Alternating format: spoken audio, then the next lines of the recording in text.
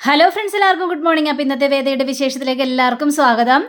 അങ്ങനെ നമ്മുടെ ശങ്കരനാരായണനാകെ ദേഷ്യം കയറിയൊരു അവസ്ഥയിൽ മകനെ പിടിച്ച് തല്ലുകയാണ്. അപ്പോൾ മകനോട് ഈ കാര്യങ്ങളെല്ലാം പറഞ്ഞു കഴിഞ്ഞപ്പോഴേക്കും അച്ഛാ, എനിക്ക് വേദയെ എങ്ങനെയെങ്കിലും ഈ വീട്ടിലേക്ക് കൊണ്ടുവരണമെന്ന് ഉണ്ടായിരുന്നുള്ളൂ, അതുകൊണ്ടാണ് പണം കൊടുത്തെങ്കിലും അവളെ ഇങ്ങോട്ട് കൊണ്ടുവരാമെന്ന് വിചാരിച്ചത്. പക്ഷേ ഇങ്ങനെയൊക്കെ ആകുമെന്ന് ഞാൻ ഒരിക്കലും പ്രതീക്ഷിച്ചില്ല അച്ഛാ. ഇത് കഴിഞ്ഞപ്പോഴേക്കും എന്തിന് വേണ്ടി അവളെ പണം കൊടുത്തൊന്നും കൊണ്ടുവരേണ്ട ആവശ്യമൊന്നുമില്ല.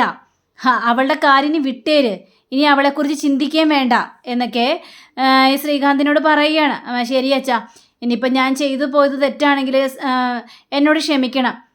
പിന്നെ അച്ഛൻ രാത്രി ഉറങ്ങുന്നില്ലെന്നൊക്കെ എനിക്ക് മനസ്സിലായി.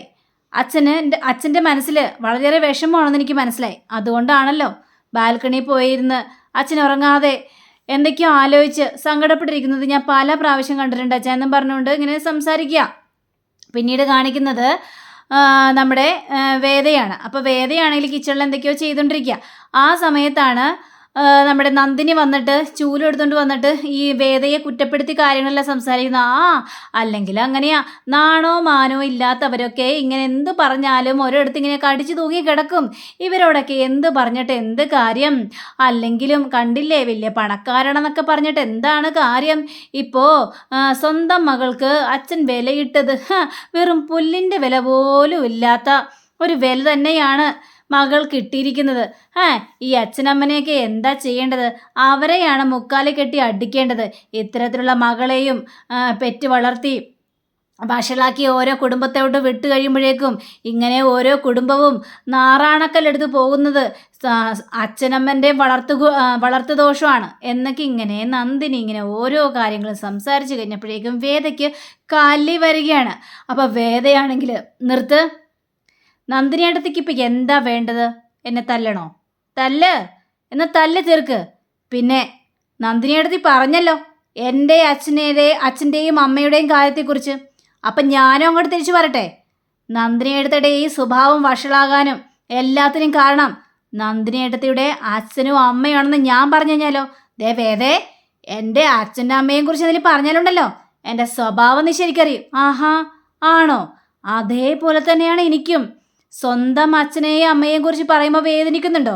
അതേപോലെ എനിക്കും വേദനിക്കുക തന്നെ ചെയ്യും. പിന്നെ വേറൊരു കാര്യം പറഞ്ഞേക്കാം, എന്നെ ചൊറിഞ്ഞുകൊണ്ട് വരാൻ നിൽക്കരുത്. നിങ്ങൾക്ക് തരുന്ന ആ ഒരു സ്ഥാനവും മര്യാദയും ഒക്കെ ഞാൻ തരുന്നുണ്ട്. അതിനപ്പുറം പോയി കഴിഞ്ഞിട്ടുണ്ടെങ്കിൽ എൻ്റെ സ്വഭാവം വളരെയേറെ മോശമാകും.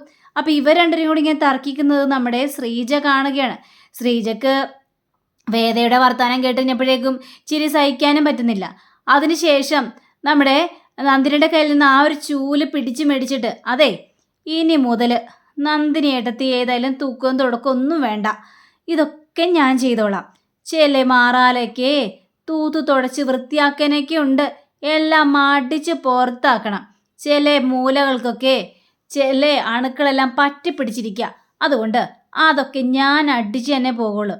പിന്നെ അറിയാലോ, ഈ വേദയ്ക്ക് സ്നേഹിക്കാൻ മാത്രമല്ല അടിച്ചിറക്കാനും അറിയാം എന്നൊക്കെ പറഞ്ഞുകൊണ്ട് നമ്മുടെ വേദയുടെ ഒടുക്കത്തെ ഒരു ഡയലോഗ്.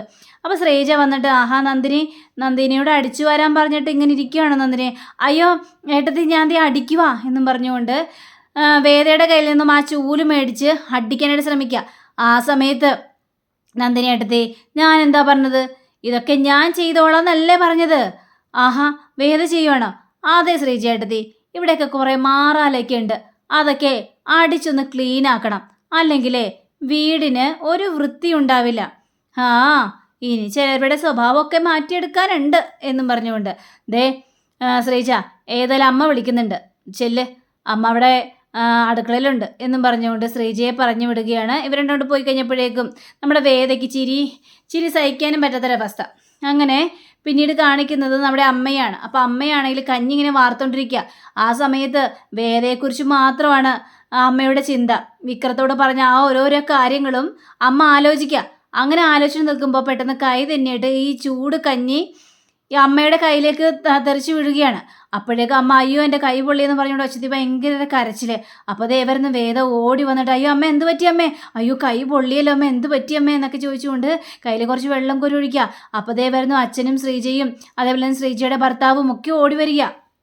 ആ സമയത്ത് അയ്യോ എന്ത് പറ്റി, എന്താണ് പറ്റിയത്? അതെ, ഞാൻ കഞ്ഞി വാർത്തുകൊണ്ടിരിക്കുകയായിരുന്നു. ആ സമയത്ത് എൻ്റെ കയ്യിലേക്ക് തിളച്ച കഞ്ഞി വീണു. പെട്ടെന്ന് തേനോ പേസ്റ്റോ എന്തെങ്കിലും പുരട്ടാനായിട്ട് നോക്ക് എന്ന് അച്ഛൻ പറഞ്ഞു കഴിഞ്ഞപ്പോഴേക്കും അയ്യോ ഇപ്പം അതൊന്നും പുരട്ടരുത്, കൈ പൊള്ളിയ ഉടനെ തന്നെ കുറച്ച് വെള്ളമാണ് ഒഴിക്കേണ്ടത്, അതിനുശേഷമേ മറ്റെന്തെങ്കിലും പുരട്ടാനായിട്ട് പാടുള്ളൂ എന്ന് വേദ പറയണം. അപ്പോൾ വേദയുടെ ആ വാക്കുകളെല്ലാം കേട്ട് കഴിഞ്ഞപ്പോഴേക്കും അച്ഛനൊന്നും മിണ്ടാതിരിക്കുക. ഒരു ഇതെടുത്തിട്ട് വീശി കൊടുക്കുകയും അതേപോലെ തന്നെ നമ്മുടെ ശ്രീജിയോട് പറയാണ്, ശ്രീജിയേട്ടത്തി ഓയിൽമെൻറ്റ് വല്ലതും ഇരിക്കുന്നുണ്ടാവോ, ഉണ്ടെങ്കിൽ ഇവിടെ തന്നെ കാണും, ഞാൻ ഒന്ന് പോയി നോക്കിയിട്ട് വരട്ടെ എന്നും പറഞ്ഞ് ശ്രീജി ഓയിൽമെൻറ്റ് തപ്പാന്ന് പോവുകയാണ്. പക്ഷേ ഓയിൽമെൻറ്റ് ഒന്നും കിട്ടിയില്ല. അയ്യോ മോളെ, ഓയിൽമെൻറ്റ് കിട്ടിയില്ല എങ്കിൽ ഒരു കാര്യം ചെയ്യും, വെണ്ണയുണ്ടോ? ആ വെണ്ണയുണ്ട്, എങ്കിൽ പെട്ടെന്ന് ആ കുറച്ച് വെണ്ണ എടുക്കുക. അങ്ങനെ വെണ്ണ എടുത്തിട്ട് അമ്മയുടെ കയ്യിലേക്ക് അത് പുരട്ടി പുരട്ടി കൊടുക്കുകയാണ് നമ്മുടെ വേദ. അപ്പോഴേക്കും ദേ വരുന്നു ശ്രീജ ഓടിയിട്ട്. അയ്യോ എന്താ പറ്റിയത്, അമ്മയ്ക്ക് എന്ത് പറ്റി? പക്ഷേ അവരാരും ഒന്നും മിണ്ടാൻ തയ്യാറായില്ല. കാരണം ശ്രീജയെ ആദ്യം നന്ദിനിയെ ആദ്യം അടുക്കളയിലേക്ക് പറഞ്ഞു വിട്ടാണല്ലോ. എന്നിട്ട് അടുക്കളയിലേക്ക് പോകാതെ വേറെ എങ്ങോട്ടോ ചുറ്റി നടന്നു. അതുകൊണ്ട് ഇവർക്കതൊന്നും പറയാനായിട്ട് താല്പര്യം ഉണ്ടായില്ല. അപ്പോൾ നമ്മുടെ വേദ പറയണം, അമ്മേ ഇനി അമ്മ ഒന്നും ചെയ്യണ്ട, അമ്മ പോയി റെസ്റ്റ് എടുത്തോ, ഇവിടെ ഞങ്ങളില്ലേ അടുക്കള ജോലിയൊക്കെ ചെയ്യാനായിട്ട്, ഞങ്ങൾ ചെയ്തോളാം അമ്മേ, ചെല്ല്, ഞാൻ പറയുന്നത് കേക്ക് എന്നും പറഞ്ഞുകൊണ്ട് അമ്മയെ പറഞ്ഞു വിടാനായിട്ട് ഒരുങ്ങിക്കഴിഞ്ഞപ്പോഴേക്ക് അച്ഛൻ പറയാണ്, അതേ ഒന്ന് നിന്നേ, പിന്നെ ഞാൻ കുട്ടിയെ അംഗീകരിച്ചിട്ടില്ല ഇവിടുത്തെ അംഗമായിട്ട്. ഇവിടുത്തെ അടുക്കള ജോലി ചെയ്യാനായിട്ട് കുട്ടിക്കൊരു അധികാരവും ഇല്ല. ഇവിടെ ചെയ്യാനായിട്ട് 2 മരുമക്കൾ ഉണ്ട്, അവർ ചെയ്തോളും ഇവിടുത്തെ അടുക്കള ജോലി, മനസ്സിലായല്ലോ? ശരി അച്ഛാ എന്ന് പറയാണ്. പിന്നെ ഞാൻ അംഗീകരിച്ചിട്ടില്ല, പിന്നെ എന്ത് അടിസ്ഥാനത്തിലാണ് എന്നെ അച്ഛാന്ന് വിളിക്കുന്നത്? അതിൻ്റെ കാര്യമില്ല. ഇത് കേട്ടുകഴിഞ്ഞപ്പോഴേക്കും അത് പിന്നെ എനിക്കിവിടെ എന്നെ അംഗീകരിക്കുന്ന ഒരു ദിവസം വരും മാഷേ എന്നിങ്ങനെ മാഷേ എന്ന് വിളിച്ച് നമ്മുടെ വേദ പറഞ്ഞു കഴിഞ്ഞപ്പോഴേക്കും ഈ നന്ദിനിക്ക് അരിശ്യം വരിക. അപ്പം നന്ദിനി, എന്താടി നീ എൻ്റെ അച്ഛനോട് തർക്കുത്തരം പറയാണോ? ആഹാ കൊള്ളാലോ, ഞാനിവിടെ എന്ത് തർക്കുത്തരമാണ് നന്ദിനി ഏട്ടത്തി പറഞ്ഞത്? നീ അച്ഛനോട് എതിർത്ത് സംസാരിച്ചില്ലേ, നീ മാഷേന്ന് വിളിച്ചില്ലേ, അതൊരു തർക്കുത്തരമല്ലേ? നീ എന്തിനാ തോന്നിയാസം വിളിക്കുന്നത്? അത് കൊള്ളാം, മാഷേന്ന് വിളിക്കുന്ന തോന്നിയാസമാണോ, തർക്കുത്തരമാണോ? മാഷേന്ന് വിളിക്കുന്നത് നല്ലൊരു കാര്യമല്ലേ? എത്രയോ വിദ്യാർത്ഥികളെ പഠിപ്പിച്ച ഒരു വ്യക്തിയാണ് മാഷ്. അപ്പം ആ മാഷിനെ ഒരാൾ വന്ന് മാഷേന്ന് വിളിക്കുമ്പോൾ അതിന് അഭിമാനമല്ലേ കൊള്ളേണ്ടത്, അല്ലാതെ അതെങ്ങനെ തർക്കുത്തരവും ധിക്കാരവും ആയി പോകും? അത് നല്ലൊരു വിളിയല്ലേ? പിന്നെ മാഷെന്ന് പറഞ്ഞതിൻ്റെ അർത്ഥം നിങ്ങൾക്ക് ആർക്കെങ്കിലും അറിയോ? അതറിയില്ലെങ്കിൽ ഞാൻ പറഞ്ഞുതരാം. മാഷെന്ന് വിളിക്കുന്നതിൻ്റെ അർത്ഥം, ഓരോ അധ്യാപകന്മാരും വിദ്യാർത്ഥികളെ പഠിപ്പിക്കാൻ നേരത്ത് അവരെല്ലാം തന്നെക്കാൾ ഉയർന്ന് നല്ലൊരു സ്ഥാനത്തെത്തണം എന്നുള്ളൊരു മനസ്സാണ് മാഷിൻ്റേത്. പിന്നെ അതേപോലെ തന്നെ ക്ഷമയുടെ അങ്ങേ മറ്റുള്ള ഒരാളാണ് മാഷ് എന്ന് പറഞ്ഞ ഒരു വ്യക്തി എന്നും പറഞ്ഞുകൊണ്ട് മാഷിനെ കുറിച്ച് കുറേ കാര്യങ്ങളെല്ലാം പറയുകയാണ്. അപ്പോൾ ഇതെല്ലാം കേട്ട് കഴിഞ്ഞപ്പോഴേക്കും ഈ മാഷാണെങ്കിൽ പിന്നീടൊന്നും മിണ്ടാതെ അവിടെ നിന്ന് പോവുകയും ചെയ്യാണ്. എൻ്റെ അച്ഛൻ പോയെന്ന് വിചാരിച്ചേ നീ പറഞ്ഞതെല്ലാം അംഗീകരിച്ചെന്ന് വിചാരിക്കണ്ട. ആര് പറഞ്ഞു അംഗീകരിച്ചെന്ന്? ഞാൻ പറഞ്ഞില്ലല്ലോ, എനിക്ക് പറയാനുള്ള കാര്യങ്ങൾ മുഴുവനും പറഞ്ഞു. പിന്നെ നന്ദിനിയെടുത്തേ എൻ്റെ മുന്നിൽ കിടന്ന് കൂടുതൽ ഷോ കാണിക്കാനായിട്ട് നിൽക്കരുത്. നിങ്ങൾക്ക് എന്തെങ്കിലും പറയാനുണ്ടെങ്കിൽ ചോദിക്കാനുണ്ടെങ്കിൽ അത് എൻ്റെ അടുത്ത് വേണ്ട എന്നും പറഞ്ഞുകൊണ്ട് നല്ല മറുപടിയും കൊടുത്തിട്ട് നന്ദിനിയെ പറഞ്ഞു വിട്ട് കഴിഞ്ഞപ്പോഴേക്കും നമ്മുടെ വേദയുടെ അടുത്തേക്ക് ശ്രീജയുടെ ഭർത്താവ് വരിക. ശ്രീജയുടെ ഭർത്താവ് വന്നിട്ട് പറയണം, മോളെ വേദ, നിനക്ക് വിവരമുണ്ട്, വിദ്യാഭ്യാസമുണ്ട്, നല്ല സാമ്പത്തിക രീതിയിൽ കഴിഞ്ഞ ഒരു പെൺകുട്ടിയല്ലേ നീ, പിന്നെ എന്തിനാ ഈ വീട്ടിലിങ്ങനെ അടിഞ്ഞുകൂടി കിടക്കുന്നത്? ഇവിടെ ഇങ്ങനെ മുഷിഞ്ഞ് നിൽക്കുമ്പോൾ ഒരു ഇതിലും ഒന്നും തോന്നുന്നില്ലേ എന്ന് ചോദിച്ചു കഴിഞ്ഞപ്പോഴേക്കും ഇത് തന്നെയാണ് എനിക്ക് ചേട്ടനോടും ചോദിക്കാനുള്ളത്.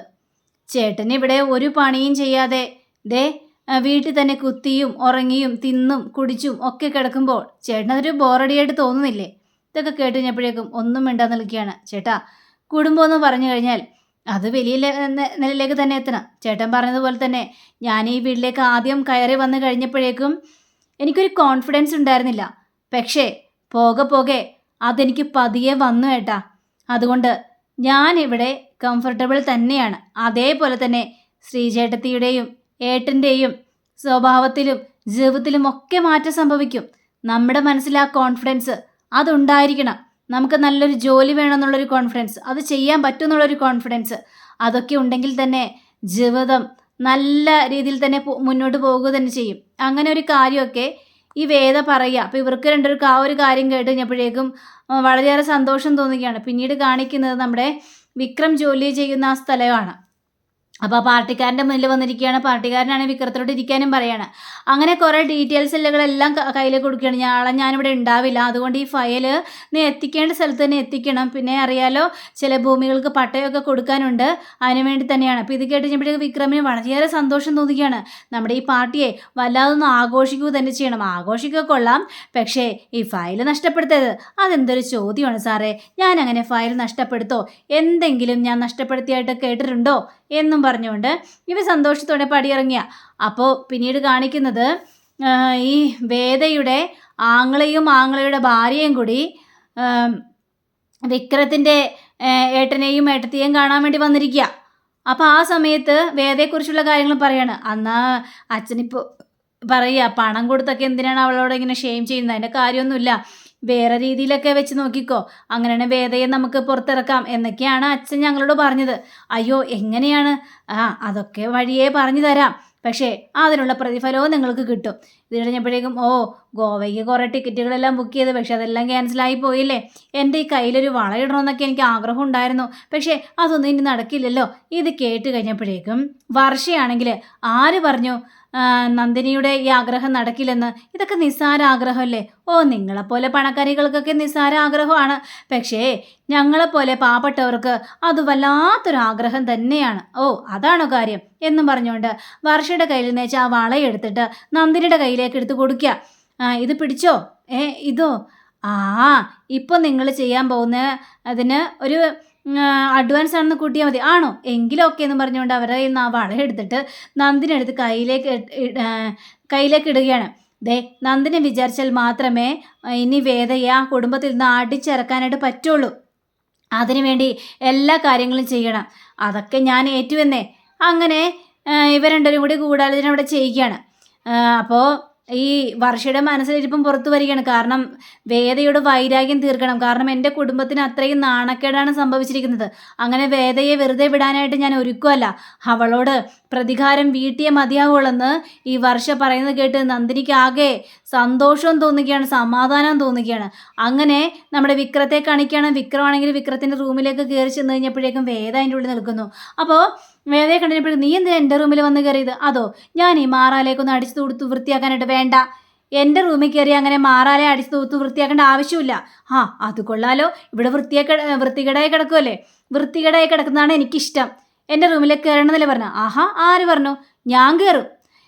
നിങ്ങളുടെ റൂമിൽ കയറാനുള്ള അവകാശം എനിക്കുണ്ട്, അതുകൊണ്ട് എനിക്ക് കയറിയേ മതിയാവുള്ളൂ. നിൻ്റെ ഒരു അവകാശം വെച്ചിട്ട് പോകുന്നുണ്ടോ? എന്ത് അവകാശമാണ്? ഈ താലി എന്നുള്ളൊരു അവകാശം.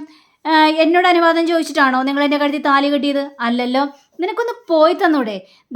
ഈ ഒരു ചോദ്യത്തിനുള്ള മറുപടി ഞാൻ നേരത്തെ പറഞ്ഞിട്ടുണ്ട്. അപ്പോൾ വിക്രാവ് ഒരു കാര്യങ്ങളിൽ ആലോചിക്കണം. നിനക്ക് വെറുപ്പ് തോന്നില്ലേ? ആദ്യമൊക്കെ എനിക്ക് അരിശം തോന്നിയായിരുന്നു, പക്ഷേ എനിക്കിപ്പോൾ പോകെ നിങ്ങളോട് ഇഷ്ടമാണ് തോന്നുന്നത്. ആണോ? എന്നെ നിനക്ക് അത്രയ്ക്ക് ഇഷ്ടമാണോ? അങ്ങനെ ആ ഒരു ഫയല് ഡ്രോയ്ക്കകത്ത് വെക്കുന്നത് നമ്മുടെ വേദ കാണുകയാണ്. പറ, എന്നെപ്പോൾ നിനക്ക് അത്രയ്ക്ക് ഇഷ്ടമാണോ? എന്നെ സ്നേഹിക്കാനായിട്ട് നിനക്ക് തോന്നുന്നുണ്ടോ? തോന്നുന്നുണ്ട്, എനിക്ക് അത്രയ്ക്ക് ഇഷ്ടമാണ് എന്ന് പറയുകയാണ്.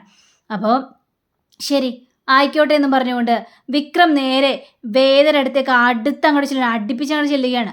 എന്നിട്ട് വേദയുടെ കൈ ഒന്ന് പതിയെ പിടിക്കുകയാണ്. വേദയാണെങ്കിൽ സ്തംഭിച്ച് നിൽക്കുകയും ചെയ്യുകയാണ്. അപ്പോൾ അങ്ങനെയും കാണിച്ചുകൊണ്ടാണ് നമ്മുടെ ഇന്നത്തെ റിവ്യൂ അവസാനിച്ചിരിക്കുന്നത്.